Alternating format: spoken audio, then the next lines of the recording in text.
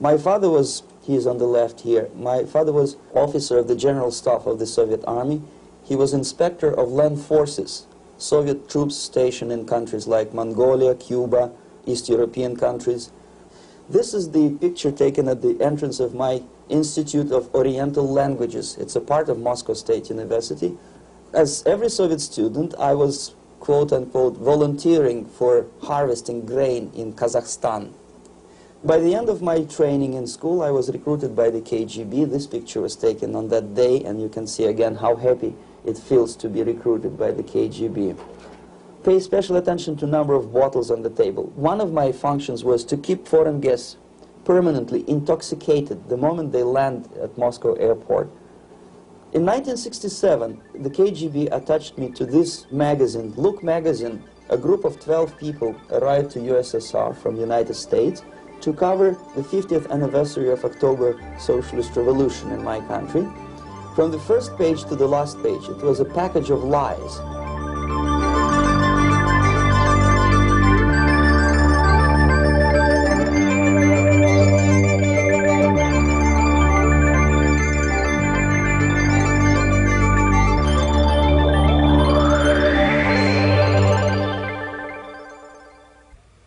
Our conversation is with Mr. Iuri Alexandrovich Bezmenov. Mr. Bezmenov was born in 1939 in a suburb of Moscow.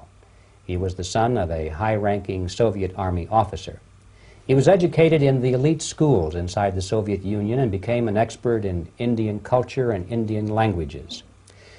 He had an outstanding career with Novosti, which was the, and still is, I should say, the press arm or the press agency of the Soviet Union. It turns out that this is also a front for the KGB. One of his interesting assignments was to brainwash foreign diplomats when they visited Moscow. And he'll tell us a little bit about how they did this and how they planted information which eventually wound up in the press of the free world.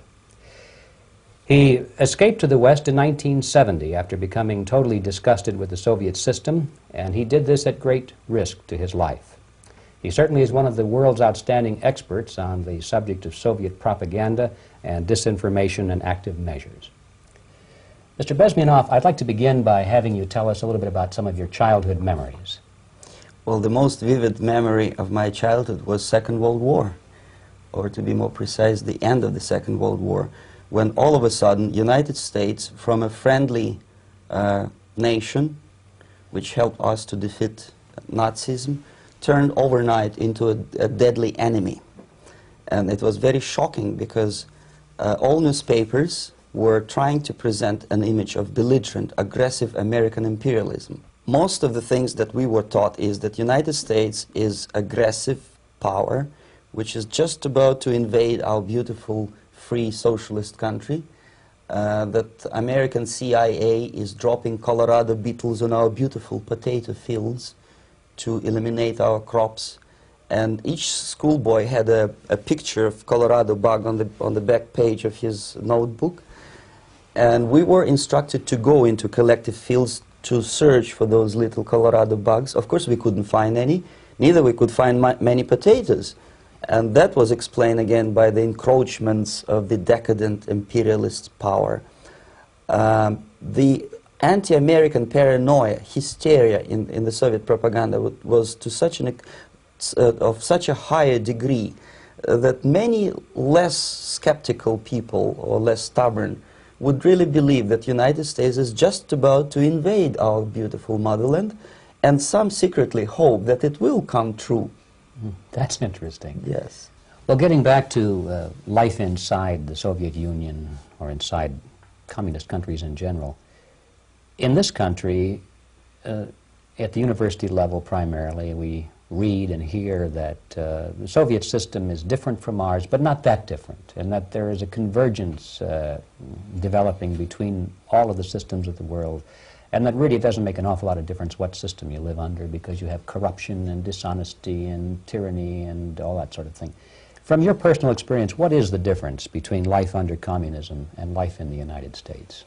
Well, life is obviously very much different for simple reason that the Soviet Union is a state capitalist economically. It's a state capitalism where an individual has absolutely no rights, no value. His life is nothing. It's just like an insect. He is disposable. Whereby in the United States, even the worst criminal is treated as a human being. He has a fair trial, and some of them capitalize on their crimes. They publish their memoirs in their prisons and get handsomely paid by your crazy publishers. The differences, of course, in the daily life are very various, depending on whom we are talking about. In my own private life, I never suffered from communism simply because I was brought up in a family of high-ranking military officer. Most of the doors were open for me. Most of my expenses were paid by the government, and I never had any troubles with the authorities or with the police.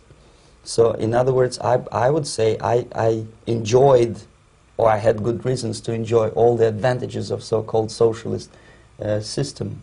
Mm-hmm.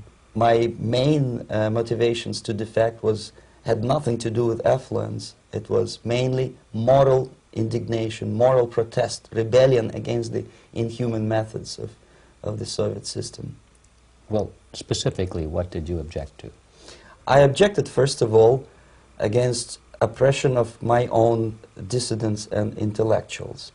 And that was the most disgusting thing that I witnessed as a young man, young student, who was brought up at a very troublesome period in our history, from Stalin to Khrushchev, from total tyranny and oppression to some kind of liberalization. Second, when I started working for the Soviet embassy in India, to my horror, I discovered that we are millions times more oppressive than any colonial or imperialist power in the history of mankind.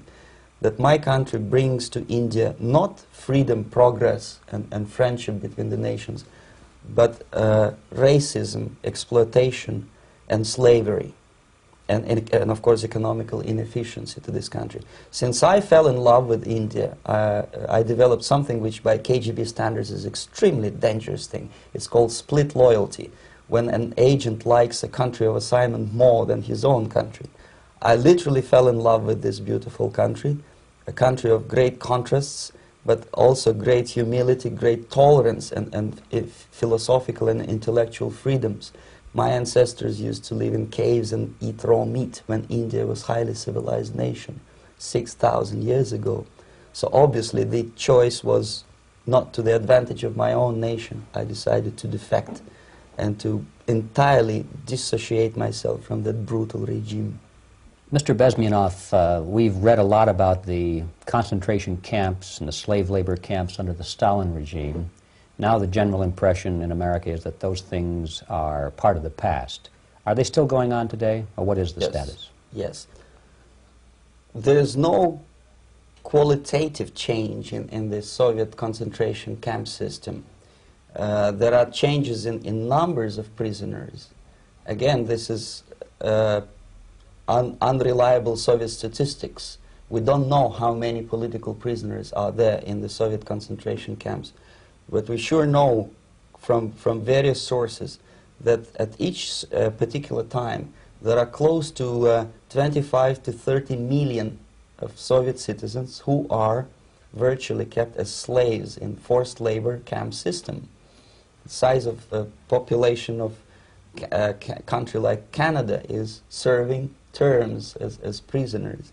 Incredible. So I would say that those intellectuals who try to convince American public that concentration camp system is a thing of a past are either conscientiously misleading public opinion, or they are not very intellectual people. They're selectively blind. They lack intellectual honesty when they say that. Well, we've spoken about the intellectuals in this country and also the intellectuals in the Soviet Union. What about down at the broad mass level?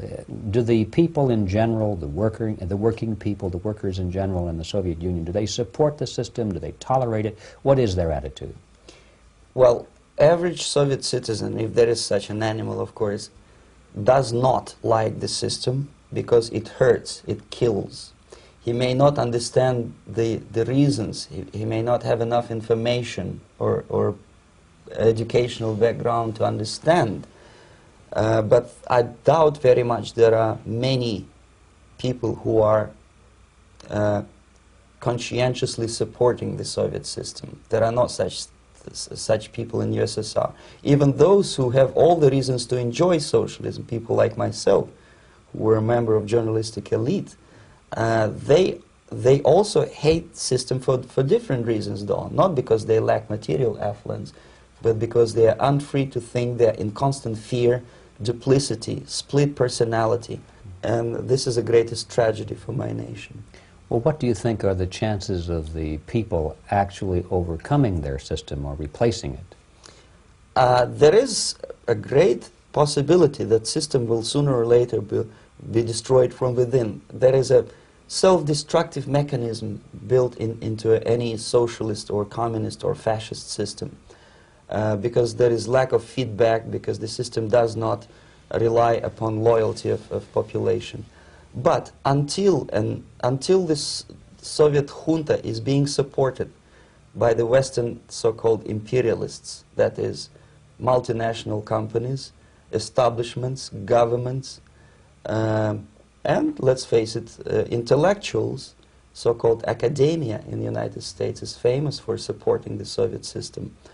As long as the Soviet junta will keep on receiving credits, money, technology, grain deals, and political recognition from all these traitors of democracy or freedom, there is no hope, there is not much hope for changes in my country, and the system will not collapse by itself simply because it's being nourished by so-called American imperialism. This is the greatest paradox in history of mankind, when capitalist world supports and actively nourishes its own destroyer, destructor. I think you're trying to tell us something. Oh, in yes. This country. Mm-hmm. I'm trying to tell you that it has to be stopped unless you want to end up in Gulag system and enjoy all the advantages of socialist equality. Working for free, catching fleas on your body, sleeping on the planks of plywood in Alaska this time, I guess. Mm-hmm. That's where Americans will belong, unless they will wake up, of course, and force their government to stop aiding Soviet fascism. Mm-hmm. Well, you told us a moment ago why you left the system. I'd like to hear the details of how you did it. It must have been a very dangerous thing. It was not so dangerous, it was crazy. First of all, because defecting in India is virtually impossible, thanks to very strong pressure from the Soviet government. Excuse me, you were in India on assignment at that time? Yes, I was working for the Soviet embassy in New Delhi as a press officer. Mm-hmm. And defecting for a Soviet diplomat is next to impossible. It's a suicide, as I said, because a great friend Indira Gandhi pushed a law through parliament which says, and I quote, "No defector from any country has a right of political asylum in any embassy on the territory of Indian Republic," which is a masterpiece of hypocrisy. No other defector but the Soviet one needs a political asylum. So, knowing that perfectly well, I planned a craziest possible way to defect. I studied counterculture in India. There were thousands of young American boys and girls with no shoes, long hair, smoking hash and marijuana, studying sometimes Indian philosophy, sometimes simply pretending that they studied. And they greatly annoyed Indian police, and they were laughing stock of Indians because obviously they were good-for-nothing students. I studied carefully where they congregate, what routes they travel, what language they speak, what do they smoke. And one day I simply joined a group of hippies to avoid detection of Indian police. I was dressed as a typical hippie with blue jeans, long camise shirts, with all kind of nice decorations like beads, long hairs, I bought a wig because for several weeks I had to turn myself from a conservative Soviet diplomat into a very progressive American hippie. And that was the only way that I could avoid detection. It was very interesting experience, but it was necessary because from my own knowledge as a member of Soviet embassy staff, I knew that there were many cases when Soviet defectors were betrayed by Indian police, and also some Western embassies played a very dirty role in betraying the Soviet defectors. According to our information, they were some, I wouldn't call them double agents, but simply amoral people working for this, for the United States Embassy, and confiding in people like this would be a suicide. So I had to be extremely careful. I could not trust anyone, and that was the reason for such a crazy way to defect. Well, had you been caught in the act of trying to get out, what would have happened to you? Oh, most likely I would end up in concentration camp, or, depending on the situation and on the whim of some bureaucrat in KGB, maybe even executed. This is normal practice, quietly, of course, not publicly. But that would be the end of my defection, of course. Well, when did you finally make it to the United States? In 1970, after about 6 months of debriefing in Athens by the CIA, and I presume FBI too, they let me go first to Germany, then to Canada.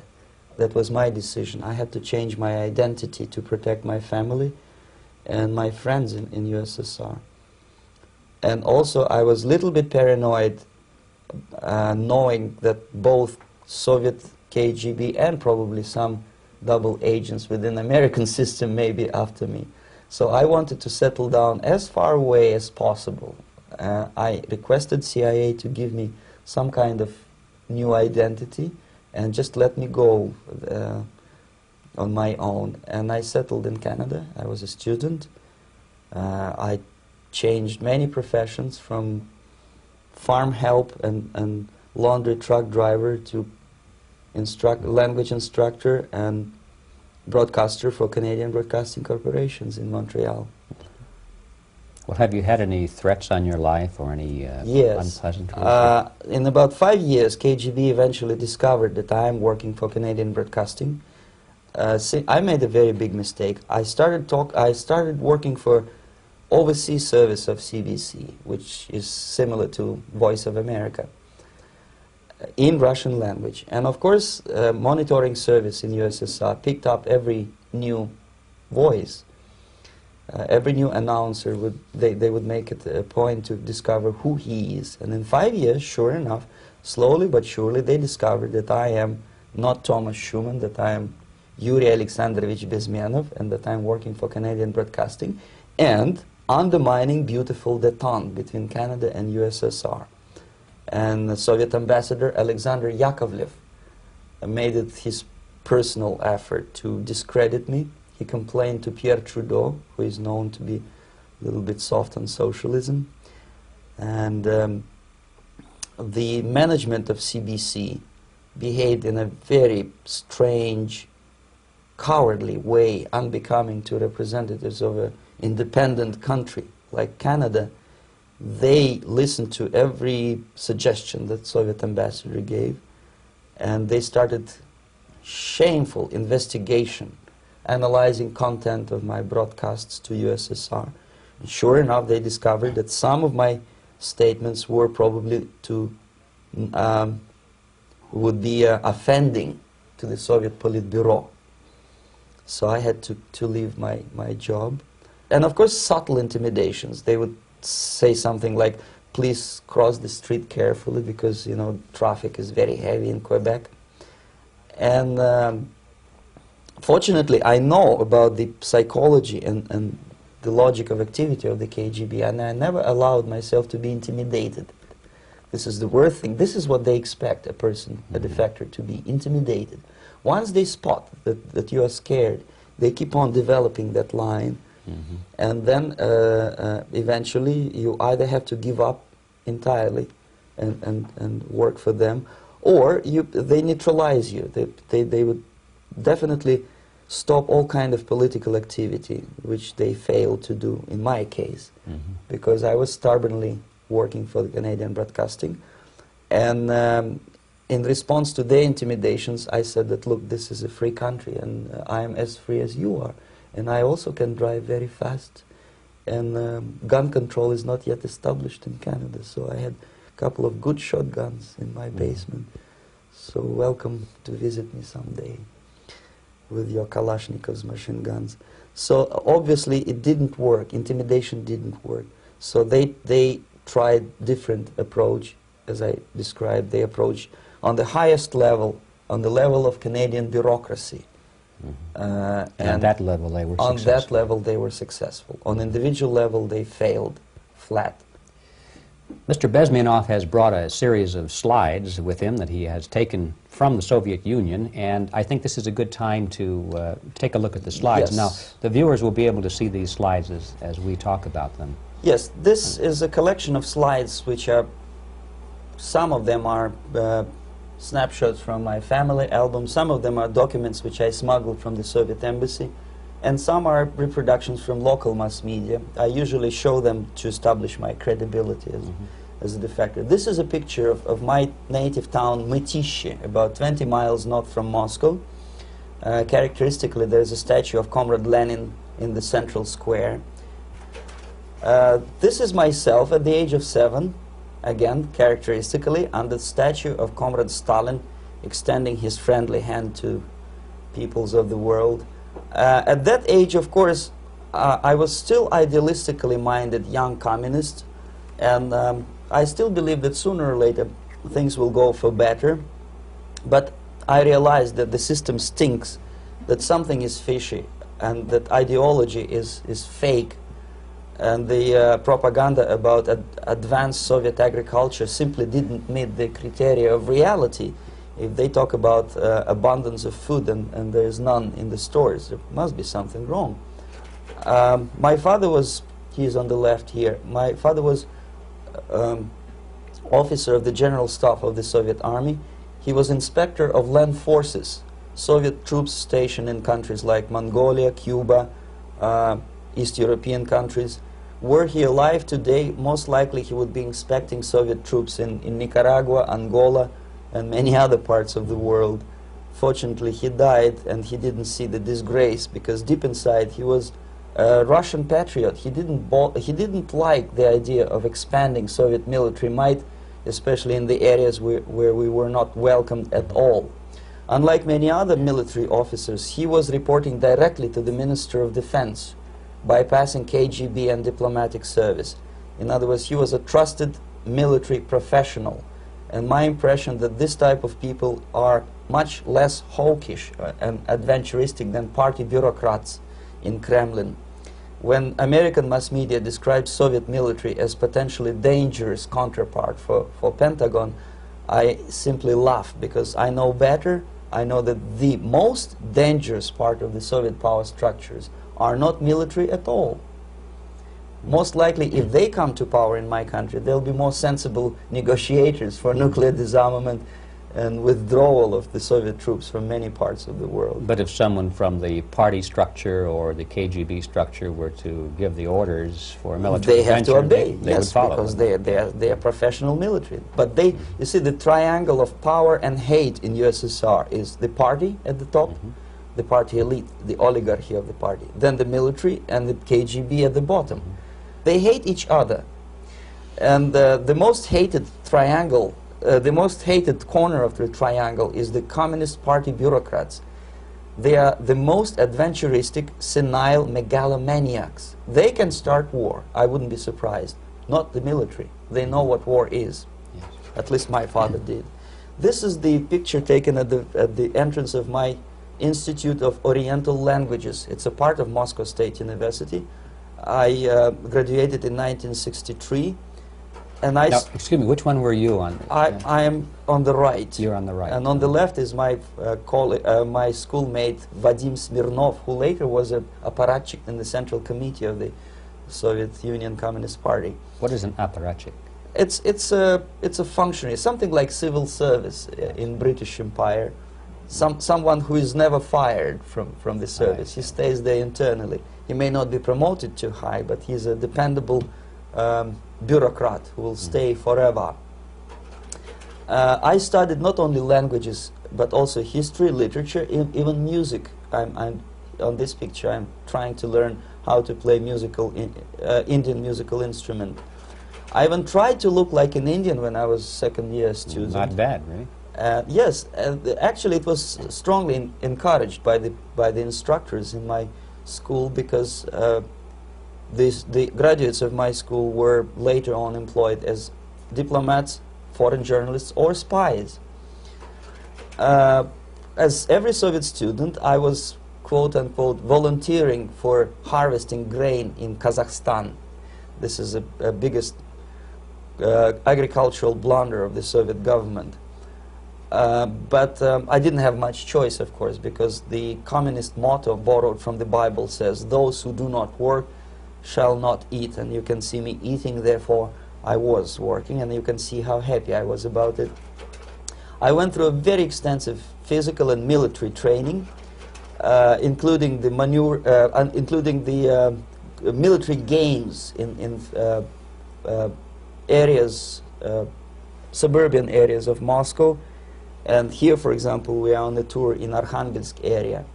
And by the end of my training in school, I was recruited by the KGB. This picture was taken on that day, and you can see again how happy it feels to be recruited by the KGB. Our conversation with Iuri Alexandrovich Bezmenov, who is a defector from the Soviet Union, a former propaganda agent for Novosti and the KGB, will continue after this message.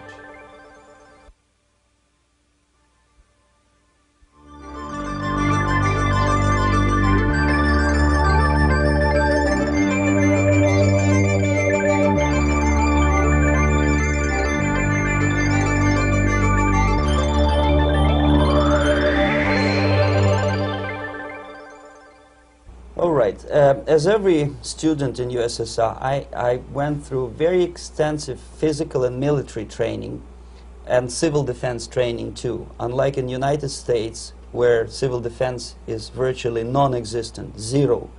In USSR, every student, whatever his major subject, has to go through very extensive 4-year military and civil defense training.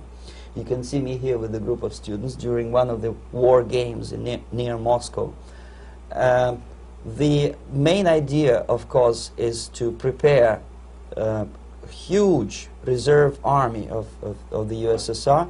Each student has to graduate as a junior lieutenant. In my case, it was administrative and military intelligence service. My first assignment was to India as a translator with the Soviet Economical Aid Group, building refinery complexes in Bihar state and Gujarat state.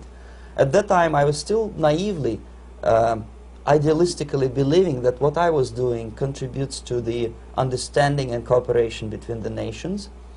It took me quite a number of years to realize that what we were bringing to India was a new type of colonialism, 1,000 times more oppressive and exploitative than any colonialism or imperialism in history of mankind. But at that time, I was still hoping that, well, maybe it's not that bad, could be worse, and things may go for better. And I even tried to implement the beautiful Marxist motto, "Proletarians of all the countries unite." I tried to unite with a nice Indian girl, and I was fascinated by Indian culture, by the family life in this country. But obviously, Communist Party had different plans for my genes, so I had to marry this beautiful Russian girl. In the span of my career, I married 3 times. Most of these marriages were marriages of convenience, on advice from the Department of Personnel. This is normal practice in USSR. When a Soviet citizen is assigned to a foreign job, he has to be married, either to keep family in USSR as hostages, or, if it's a convenience marriage like mine, so that the husband and wife are virtually informers on each other to prevent defection or contamination by decadent imperialist or capitalist ideas. In my case, I hated that girl so much that the moment I landed in Moscow, we were divorced, and I married later, second time. By the end of my first assignment in India, I was promoted to the position of public relation officer. You can see me here translating a speech by a Soviet boss. And you're on the right. I'm on the right here, yes. And it was, the occasion was commissioning of the refinery complex in Bihar, Barauni. Back in Moscow, I was immediately recruited by Novosti Press Agency, which is a propaganda and ideological subversion front for the KGB. 75% of the members of the Novosti are commissioned officers of the KGB. The other 25 are, like myself, co-opted agents who are assigned to specific operations. In this particular case, you can see me talking to students of Lumumba Friendship University in Moscow. This is a huge school under the direct control of the KGB and Central Committee, where future leaders of the so-called national liberation movements are being educated and selected carefully. And some of them have absolutely, this, for example, is a group of students from Lumumba. They don't look like students at all. They look more like military, and that's exactly what they were. They were dispatched back to their countries to be leaders of the so-called national liberation movements, or to be translated into normal human language, leaders of international terrorist groups. Another area of activity when I was working for the Novosti was to accompany groups of so-called progressive intellectuals, writers, journalists, publishers, teachers, professors of colleges. You can see me here in Kremlin. I'm second on the left, with a group of Pakistani and Indian intellectuals. Most of them pretended they don't understand that we are actually working on behalf of the Soviet government and the KGB. They pretended that they are actually being guests, VIP intellectuals, that they are treated according to their merits and their intellectual abilities. For us, they were just a bunch of political prostitutes to be taken advantage for various propaganda operations. Therefore, you can see perfectly well the senior colleague of mine on the left doesn't really have that much respect on his face, and myself with a very skeptical smile, typical KGB sarcastic smile, anticipating another victim of ideological brainwashing. This is how a typical conference in Novosti headquarters in Moscow looked like. Sitting in the middle is Boris Burkov, the then director of Novosti Press Agency, high-ranking party bureaucrat in the Department of Propaganda. I am standing next to a famous Indian poet, Sumitranandan Pant. He was famous because he was an author. He was the author of a famous poem titled Rhapsody to Lenin. That's why he was invited to USSR, and everything was paid by the Soviet government. Pay special attention to number of bottles on the table. This is one of the ways to kill the awareness or curiosity of foreign journalists. One of my functions was to keep foreign guests permanently intoxicated the moment they land at Moscow airport. I had to take them to the VIP lounge and toast to friendship and understanding between the nations of the world. Glass of vodka, then a second glass of vodka. And in no time, my guests would be feeling very happy. They would see everything in kind of pink, nice color. And that's the way I had to keep them permanently for the next 15 or 20 days. At a certain point in time, I had to withdraw alcohol from them so that some of them who are the most recruitable would feel a little bit shaky, guilty, trying to remember what they were talking last night. That's the time to approach them with all kind of nonsense, such as joint communique or statement for Soviet propaganda. That's the time they are the most flexible. And of course, what they didn't understand, they didn't realize or pretended not to realize, that myself, who was drinking together with them, was not drinking at all. I had ways to get rid of alcohol through various techniques, including special pills which were given to me by my colleagues. But they were taking it seriously. In other words, they would consume quite large volumes of alcohol and feel quite uneasy next morning. In 1967, the KGB attached me to this magazine, Look magazine. A group of 12 people arrived to USSR from United States to cover the 50th anniversary of October Socialist Revolution in my country. From the first page to the last page, it was a package of lies, propaganda cliché, which were presented to American readers as opinions and deductions of American journalists. Nothing could be far from truth. These were not opinions. They were not opinions at all. They were the clichés which the Soviet propaganda wants American public to think that they think. If it does make any sense at all. It sure does, because from the viewpoint of the Soviet propaganda, although there are some subtle criticisms of the Soviet system, the basic message is that Russia today is a nice, functioning, efficient system supported by majority of population. That's the biggest lie. And of course, American intellectuals and journalists from Look magazine elaborated on that untruth in various different ways. They intellectualized that lie. They found all kinds of justifications for telling lies to American public. Excuse me, it was partly your job to make sure that they got these ideas, yes, and accepted them as their own ideas. Right. Actually, even before they arrived to USSR, and they paid astronomical sum of money for that visit, they were submitted, this Novosti Press agency developed so-called backgrounders, 20-25 pages of information and opinions which were presented to the journalists even before they bought their tickets to Moscow. They had to analyze the situation, and judging on their reaction to that backgrounder, the local Novosti representative or local Soviet diplomat in Washington, D.C. would assess whether they be given visa to USSR or not. So but they were selected ahead of time. Oh yes, they were pre-selected very carefully, and there is not much chance for honest journalists to arrive to USSR and to stay there for 1 year and to bring this package of lies back home. This, for example, is a centerfold of the Look magazine. They presented this monument erected by Communist Party in Stalingrad as the symbol, personification of Russian military might. And they said in the article, which is published on the site, that Soviets are very proud of the victory in the Second World War. This is another big myth, a lie. No sensible people would be proud to lose 20 millions of their countrymen in a war which was started by Genosse Hitler and Comrade Stalin and paid by American multinationals.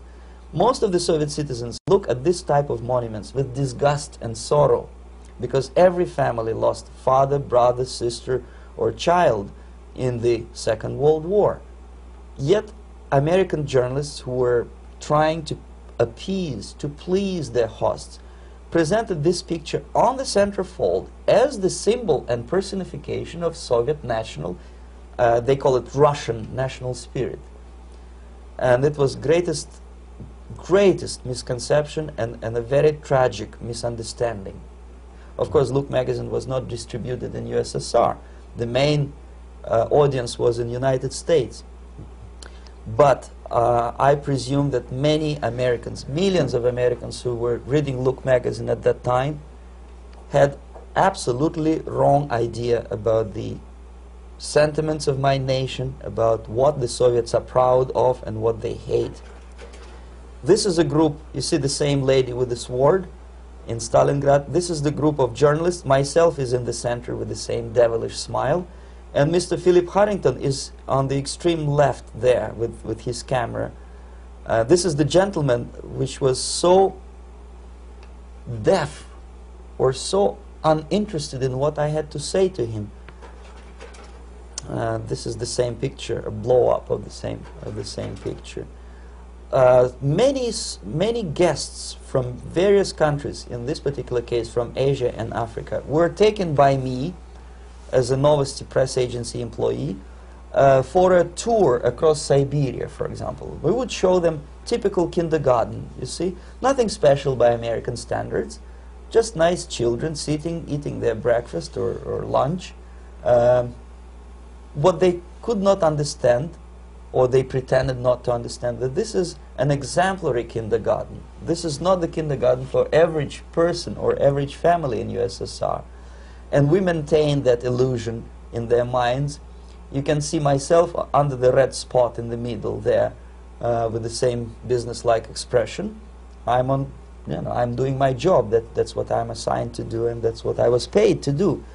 But deep inside, I still hope that at least some of these useful idiots would understand that what they are looking at has nothing to do with the level of affluence in my nation. This is a better picture which reflects the true spirit of the Soviet childhood. This picture was printed in a Canadian government publication by mistake. In the middle you can see children playing on a small courtyard, and the caption goes, "This is a typical kindergarten in Siberia." What these idiots didn't understand, that it is not kindergarten at all. It is a prison for children of political prisoners.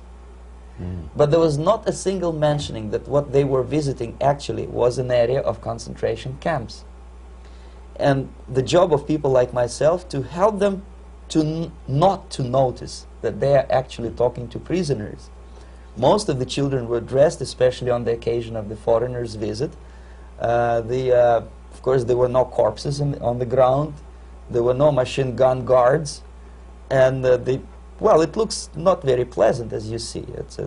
It looks dull, but obviously it does not create an impression that this is actually a prison. Well, did any of the journalists have the curiosity to ask about prisons and that kind of thing? Yes. They were in Siberia. This Yes. is what you associate. Yes, some of them asked questions, and naturally we would give them, for the stupid question, we give them stupid answer. No, there are no prisons in Siberia. No, most of the people who you see are free citizens of USSR. They are very happy to be here, and they are contributing to the glory of the socialist system. Some of them pretended that they believe what I was telling them, and most of them, we may discuss it later, what are the motivations of these people? Why would they stubbornly bring lies to their own population through their own mass media? I have various answers to this. There is not a single explanation. It's a complex of explanations. It's fear, pure biological fear. They understand that they are on the territory of an enemy state, a police state. And just to save their rotten skins and their miserable jobs, their affluence back home, they would prefer to tell a lie than to ask truthful questions and report truthful information. Second, most of these schmucks were afraid to lose their jobs, because obviously if you tell truth about my country, you will not last long as a correspondent of New York Times or Los Angeles Times. They will fire you. What kind of correspondent are you? You obviously cannot find common language with Russians if they kick you out in 24 hours. So just by trying to be conformist to their own editorial bosses, they tried not to offend the sentiments of the Soviet administrators and people like myself. Deep inside, I hope they would insult my or offend my sentiments. Obviously, they preferred not to. Another reason, I refuse to believe it, but obviously there is another reason. Obviously, it's a greed. These people earn a lot of money. When they come back to USA, they claim that they are experts in my country. They write books which sells in million copies, titled like Russians, The Truth About Russia. Most of it is lie about Russia. Yet they claim to be Sovietologists. They play back myth about my country, the propaganda cliches. Yet they stubbornly resist the word of truth. If a person like Solzhenitsyn is either defecting or kicked out of USSR, they try all their best to discredit him and to discourage him. I don't have much chance to appear on national network with a true story about my country. But a useful idiot like Hendrik Smith or Robert Kaiser, they are big heroes. They come back from USSR, they say, oh, we were talking to dissidents in Russia. Big deal. Soviet dissidents are chasing American correspondents in the streets, and they are cowardly escaping from these contacts. For some strange reason, if you want to know more about Spain, you refer to Spanish writers. If you want to learn more about French, you read French writers. Even about Antarctica, I bet you would read Penguins. Only about the Soviet Union, for some strange reason, you read Hendricks and Schmendricks and all kind of Kissingers, because they claim that they know more about my country. They know nothing, or next to nothing, or they pretend that they know more than they actually do. I would say they are dishonest people who lack integrity and common sense and intellectual honesty. They bring back all kind of stories like that. A kindergarten in Siberia. Omitting the most important fact, it's a prison for children of political prisoners. Another greatest example of monumental idiocy of American politicians. Edward Kennedy was in Moscow, and he thought that he is a popular, charismatic American politician who is easygoing, who can smile, dance at the wedding in Russian palace of marriages. What he did not understand, or maybe he pretended not to understand, that actually he was being taken for a ride. This is a staged wedding especially to impress foreign media or useful idiots like Ed Kennedy. Most of the guests there, they had security clearance, and they were instructed what to say to foreigners. This is exactly what I was doing. You can see me in the same damn wedding palace in Moscow where Ed Kennedy was dancing here. You see, smiling. He thinks he's very smart. From the viewpoint of Russian citizens who observe this idiocy, he's narrow-minded, egocentrical idiot who tries to earn his own popularity through participation in propaganda farces like this. Here you can see myself. On the right, again, exemplary Soviet bride. On the left, 3 journalists from various countries, Asia, Africa, and Latin America. Obviously, they enjoying the situation. They will go back home and write the reports. We were present on a regular Soviet wedding. They were not present on a regular Soviet wedding. They were present, they were parts of a farce, of a circus performance. Another thing which I had to, sometimes risking my life, to explain to foreigners. Time magazine, for example, is very critical of South African racist regime. The whole article was dedicated to the shameful internal passport system where blacks are not allowing to live with whites. For some strange reason, for the last 14 years since my defection, nobody wanted to pay attention to my passport. This is my passport. It also shows my nationality, and it has a police rubber stamp, which is called propiska in Russian language, which assigns me to a certain area of residence. I cannot leave that area, same way as this black man cannot leave the area in South Africa. Yet we call South African government racist regime. Not a single Jane Schmonda or Fonda is brave enough, courageous enough to come to media and say, look, this is what happens in USSR. I send a copy of my passport to many American liberals and civil rights defenders and all the other useful idiots. They never bothered to answer me back. This shows what kind of integrity, what kind of honesty these people are. They're a bunch of hypocrites because they don't want to recognize a good example of racism in my country. This is the first stage of befriending a professor. You can see myself on the left with the same James Bond smile. On the right is my KGB supervisor, Comrade Leonid Mitrokhin, and in the middle a professor of political science in Delhi University. The next stage would be to invite him to a gathering of Indo-Soviet Friendship Society. There he is sitting next to his wife before he is being sent to USSR for free trip. Everything is paid by the Soviet government. He was made to believe that he is invited to USSR because he is a talented, sober-thinking intellectual. Absolutely false. He is invited because he is a useful idiot, because he would agree and subscribe to most of the Soviet propaganda cliché. And when he is coming back to his own country, he is going for years and years to teach the beauties of Soviet socialism to newer and newer generations of his students, thus promoting the Soviet propaganda line. The KGB was even curious about this gentleman. It may look innocent. Maharishi Mahesh Yogi, a great spiritual leader, or maybe a great charlatan and crook, depending on from which side you are looking at him. Beatles were trained at his ashram in Hardwar in India how to meditate. Mia Farrow and other useful idiots from Hollywood visited his school, and they returned back to United States absolutely zonked out of their minds with marijuana, hashish, and crazy ideas of meditation. To meditate, in other words, to isolate oneself from the current social and political issues of your own country, to get into your own bubble, to forget about troubles of the world.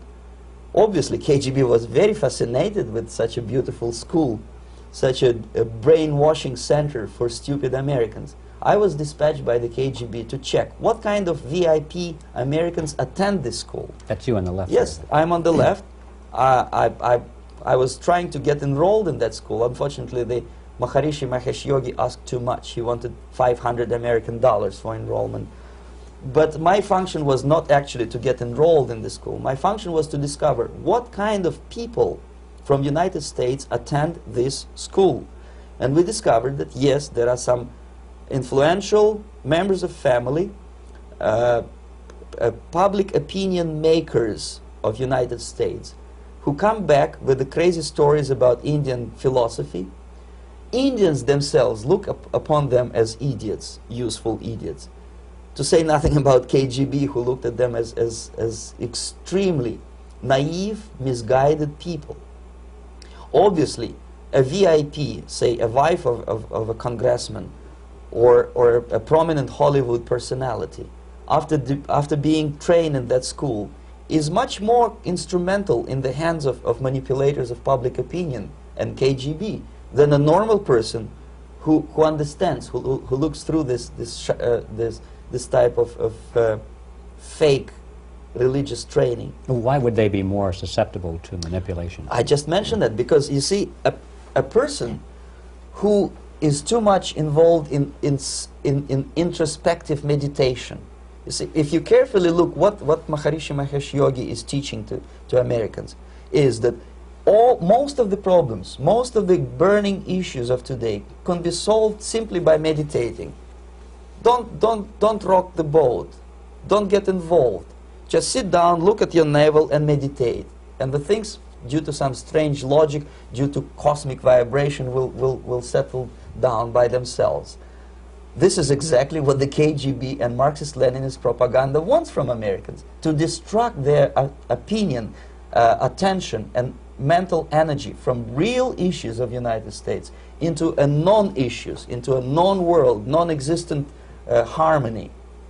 Obviously, it's more beneficial for the Soviet aggressors to have a bunch of duped Americans than Americans who are self-conscious, healthy, physically fit, and alert to the reality. Maharishi Mahesh Yogi obviously is not on the payroll of the KGB. But whether he knows it or not, he contributes greatly to demoralization of American society. And he's not the only one. There are hundreds of those gurus who come to your country to capitalize on naivete and stupidity of Americans. It's a fashion. It's a fashion to meditate. It's a fashion not to be involved.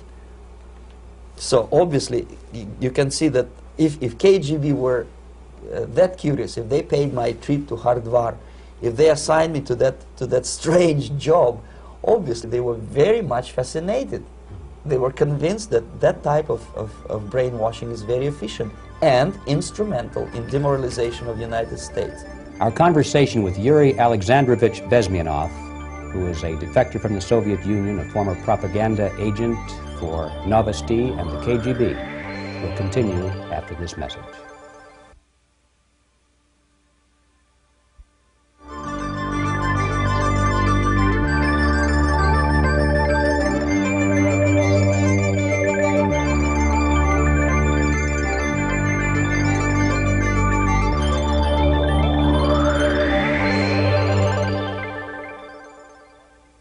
This picture shows the part of the building of USSR embassy, and my supervisors. On the left is Comrade Mehdi, an Indian communist, and on the right, Comrade Mitrokhin, my supervisors in the secret department of research and counter-propaganda. It has nothing to do with either research or counter-propaganda. Most of the activity of that department was to compile huge volume of information on individuals who were instrumental in creating public opinion. Publishers, editors, journalists, actors, educationalists, professors of political science, members of parliament, representatives of business circles. Most of these people were divided roughly in two groups. Those who would toe the Soviet foreign policy, they would be promoted to the positions of power through media and public opinion manipulation.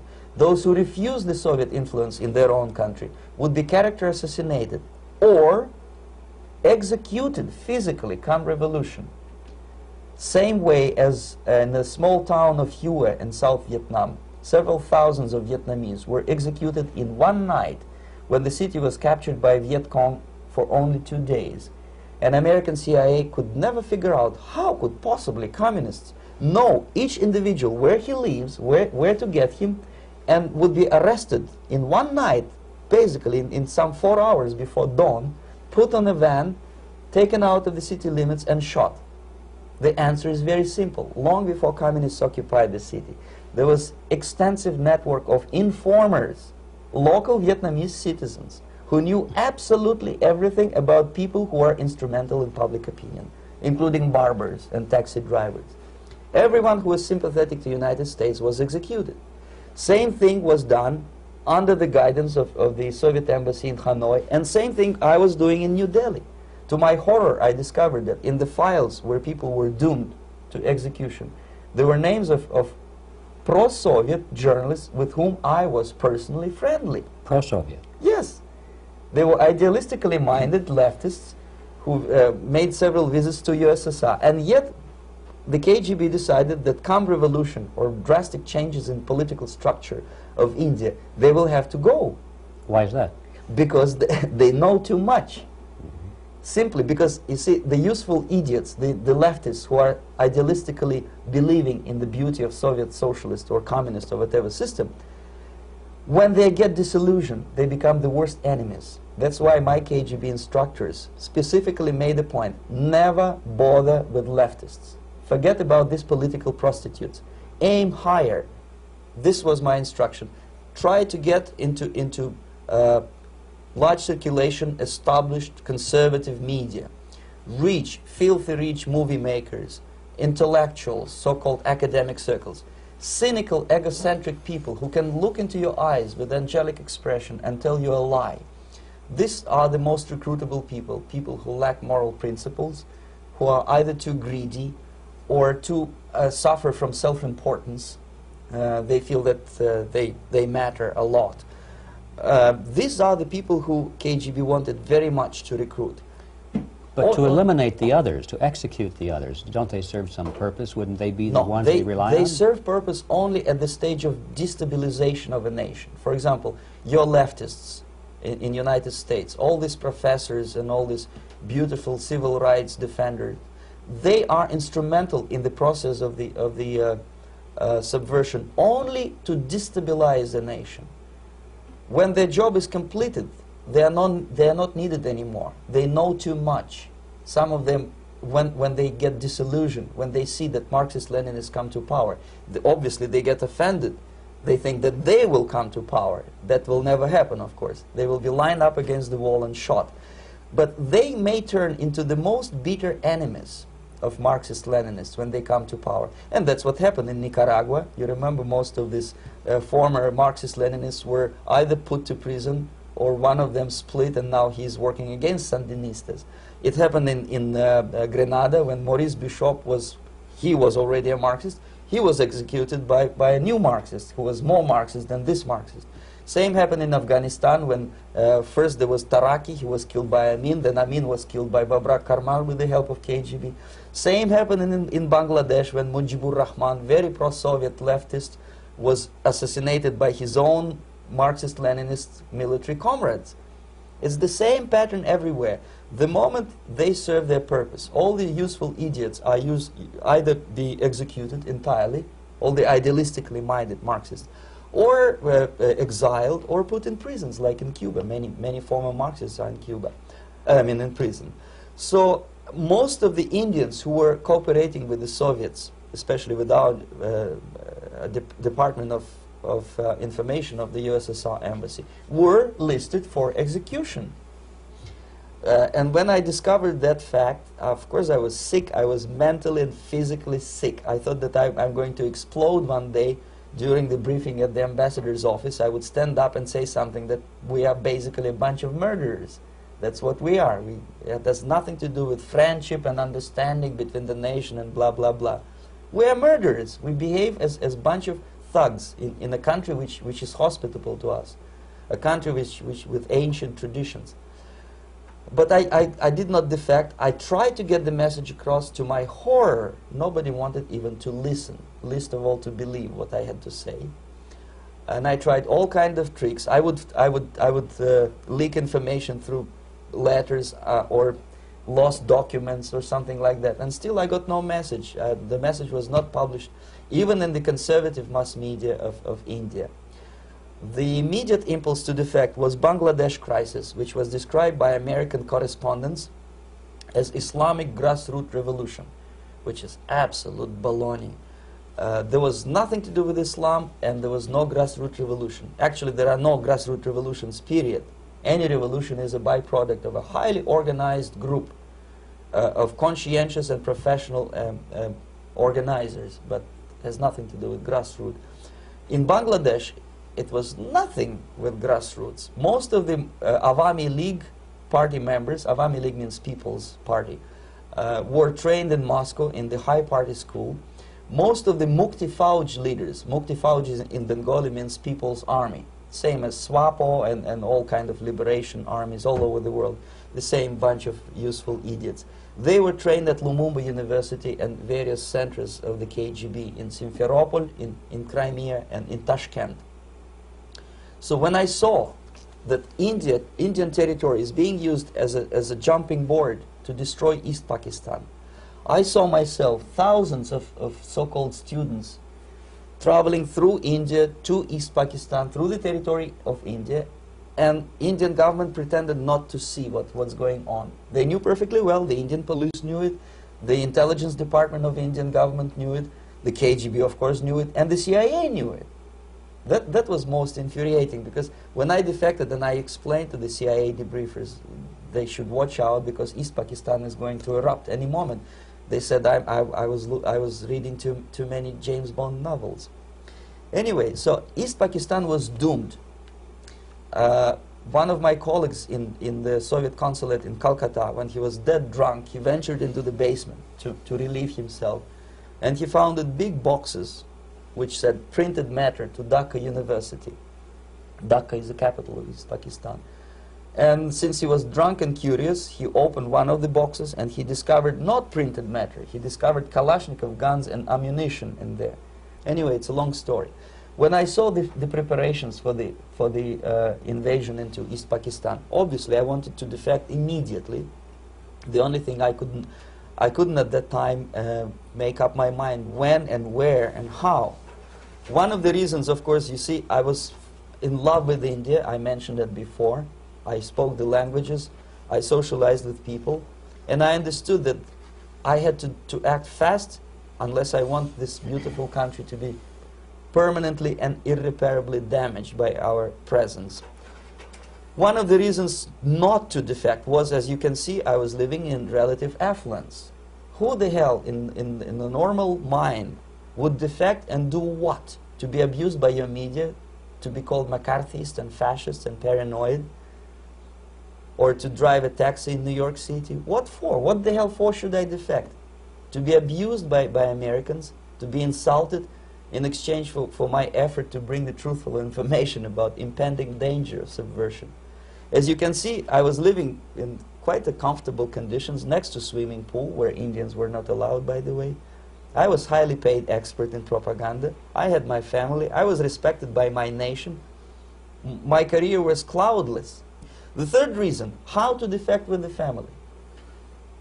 To defect with the baby and the wife would be virtual suicide, because according to law, that hypocritical law which I quoted before, the Indian police will have to hand me over back to the KGB, and that will be the end of my defection and probably my life. Again, I cannot smuggle my wife because she was not quite sure what I was doing. She was not that idealistically involved, and she was definitely not in the total picture of what I was doing for the KGB. She would be shocked if I you know, put her in my van and drive her to the American embassy or elsewhere. That would be a greatest danger. So again, I had to defect in such a way that my defection would look as simple disappearance. And there were many cases like that when the Soviet agents simply disappeared, either killed in action or, thanks to their curiosity and their close contacts with radicals, some of them were killed by the Marxists, by the way. It happened in many African countries when the Soviet KGB were killed by Africans themselves. Not because they hated Marxism-Leninism, but because they were simply trigger-happy bunch of unruly characters. If you give them a machine gun, they will shoot. And some of the Soviets obviously were not careful enough to protect themselves, and they got into embarrassing situations when they were shot at the crossfire between factions of so-called liberation movements.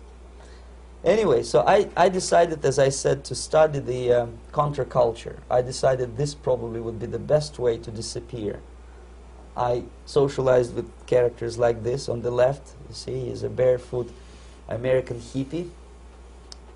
It took me quite a long time to study exactly what they were doing and how to mix with them.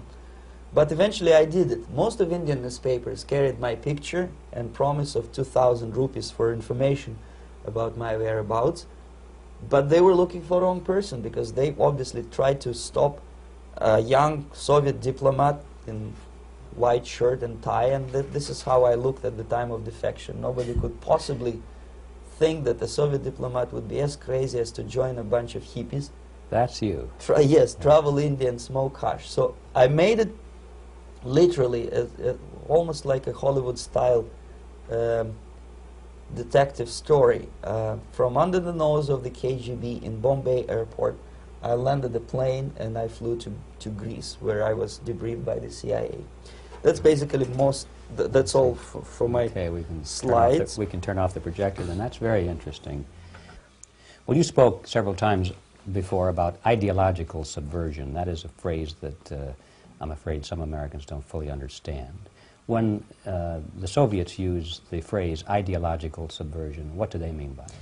Ideological subversion is the process which is legitimate, overt, and open. You can see it with your own eyes. All you have to do, all American mass media has to do, is to unplug their bananas from their ears, open up their eyes, and they can see it. There is no mystery. There is nothing to do with espionage. I know that espionage intelligence gathering looks more romantic. It sells more deodorants through the advertising, probably. That's why your Hollywood producers are so crazy about James Bond type of thrillers. But in reality, the main emphasis of the KGB is not in the area of intelligence at all. According to my opinion and opinion of many defectors of my caliber, only about 15% of time, money, and manpower is spent on espionage as such. The other 85% is a slow process which we call either ideological subversion or active measures, активные мероприятия in the language of the KGB, or psychological warfare. What it basically means is to change the perception of reality of every American to such an extent that despite of the abundance of information, no one is able to come to sensible conclusions in the interests of defending themselves, their families, their community, and their country. It's a great brainwashing process which goes very slow, and it's divided in 4 basic stages. The first one being demoralization. It takes from 15 to 20 years to demoralize a nation. Why that many years? Because this is the minimum number of years which requires to educate 1 generation of students in the country of your enemy. exposed to the ideology of the enemy. In other words, Marxism-Leninism ideology is being pumped into the soft heads of at least 3 generations of American students without being challenged or counterbalanced by the basic values of Americanism, American patriotism. The result you can see.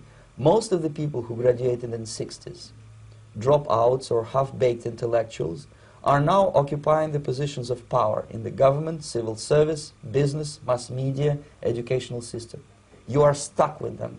You cannot get rid of them. They are contaminated. They are programmed to think and react to certain stimuli in a certain pattern.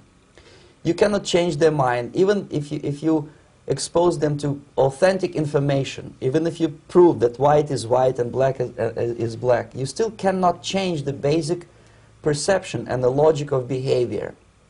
In other words, these people, the process of demoralization is complete and irreversible.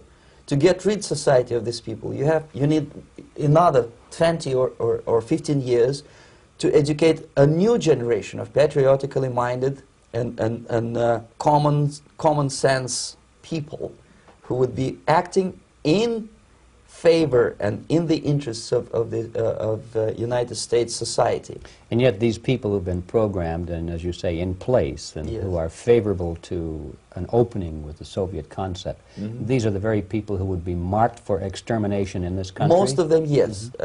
Simply because the psychological shock when they will see in future what the beautiful society of equality and social justice means in practice, obviously they will revolt. They will be very unhappy, frustrated people. And the Marxist-Leninist regime does not tolerate these people.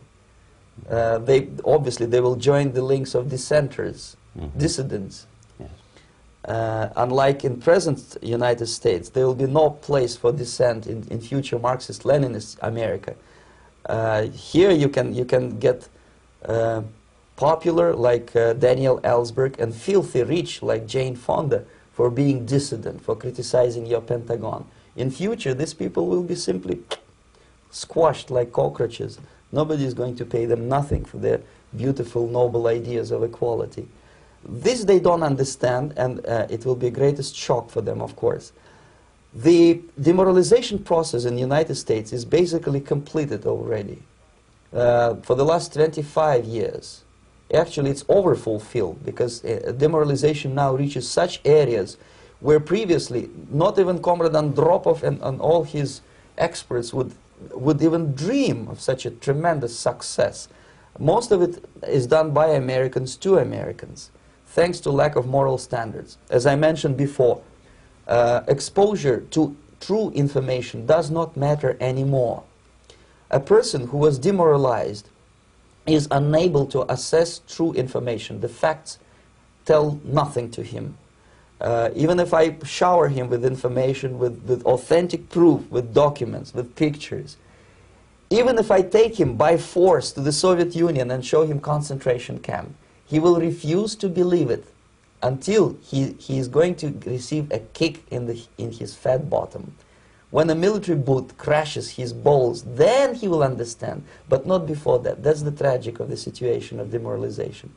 So basically America is stuck with demoralization, and unless, even if you start right now, here, this minute, you start educating new generation of Americans, it will still take you 15 to 20 years to turn the tide of ideological perception of reality back to normalcy and patriotism. The next stage is destabilization. This time, subverter does not care about your ideas and the patterns of your consumption. Whether you eat junk food and get fat and flabby, doesn't matter anymore. This time, and it takes only from 2 to 5 years to destabilize a nation, what matters is essentials: economy, foreign relations, defense systems. And you can see it quite clearly that in some areas, in such sensitive areas as defense and economy, the influence of Marxist-Leninist ideas in the United States is absolutely fantastic. I could never believe it 14 years ago when I landed in this part of the world, that the process will go that fast. The next stage, of course, is crisis. It may take only up to 6 weeks to bring a country to the verge of crisis. You can see it in Central America now. And after crisis, with a violent change of power, structure, and economy, you have so-called the period of normalization. It may last indefinitely. Normalization is a cynical expression borrowed from Soviet propaganda. When the Soviet tanks moved into Czechoslovakia in '68, Comrade Brezhnev said, "Now the situation in brotherly Czechoslovakia is normalized." This is what will happen in the United States if you allow all these schmucks to bring the country to crisis, to promise people all kind of goodies and the paradise on earth, to destabilize your economy, to eliminate the principle of free market competition, and to put a big brother government in Washington, D.C., with benevolent dictators like Walter Mondale, who will promise lots of things, never mind whether the promises are fulfillable or not. He will go to Moscow to kiss the bottoms of new generation of Soviet assassins, never mind. He will create false illusions that the situation is under control. Situation is not under control. Situation is disgustingly out of control. Most of the American politicians, media, and educational system trains another generation of people who think they are living at a peacetime. False. United States is in a state of war, undeclared total war against the basic principles and the foundations of this system. And the initiator of this war is not Comrade Andropov, of course. It's the system. However ridiculous it may sound, the world communist system or the world communist conspiracy, whether I scare some people or not, I don't give a hoot. If you are not scared by now, nothing can scare you. But you don't have to be paranoid about it. What actually happens now, that unlike myself, you have literally several years to live on unless the United States wake up. The time bomb is ticking. With every second, the disaster is coming closer and closer. Unlike myself, you will have nowhere to defect to, unless you want to live in Antarctica with penguins. This is it. This is the last country of freedom and possibility. Okay, so what do we do? What is your recommendation to the American people? Well, the immediate thing that comes to my mind is, of course, there must be a very strong national effort to educate people in the spirit of real patriotism, number one. Number two, to explain them the real danger of socialist, communist, whatever, welfare state, big brother government. If people will fail to grasp the impending danger of that development, nothing ever can help United States. You may kiss goodbye to your freedom, including freedoms to homosexuals, to prison inmate. All this freedom will vanish, evaporate in 5 seconds, including your precious lives. The second thing, the moment at least part of United States population is convinced that the danger is real, they have to force their government. And I'm not talking about sending letters, signing petitions, and all this beautiful, noble activity. I'm talking about forcing United States government to stop aiding communism. Because there is no other problem more burning and urgent than to stop the Soviet military-industrial complex from destroying whatever is left of the free world. And it is very easy to do. No credits, no technology, no money, no political or diplomatic recognition, and of course no such idiocy as grain deals to USSR. The Soviet people, 270 millions of Soviets, will be eternally thankful to you if you stop aiding a bunch of murderers who sit now in Kremlin and whom President Reagan respectfully calls government. They do not govern anything, least of all such complexity as the Soviet economy. So basic, two very simple, maybe too simplistic answers or solutions, but nevertheless they are the only solutions. Educate yourself, understand what's going on around you. You are not living at the time of peace. You are in a state of war, and you have precious little time to save yourself. You don't have much time, especially if you are talking about young generation. There's not much time left for convulsions and sexual masturbation to the beautiful disco music. Very soon it will go, just overnight. If we are talking about capitalists or wealthy businessmen, I think they are selling the rope on which they will hang very soon. If they don't stop, if they cannot curb their unsettled desire for profit, and if they keep on trading with the monster of the Soviet communism, they are going to hang very soon. And they will pray to be killed, but unfortunately they will be sent to Alaska probably to manage industry of slaves. It's simplistic. I know it sounds unpleasant. I know Americans don't like to listen to things which are unpleasant. But I have defected not to tell you the stories about such idiocy as microfilm, James Bond type espionage. This is garbage. You don't need any espionage anymore. I have come to talk about survival. It's a question of survival of this system. You may ask me, what is it in for me? Survival, obviously, because unlike, as I said, I am now in your boat. If we sing together, we will sing beautifully together. There is no other place on this planet to defect to.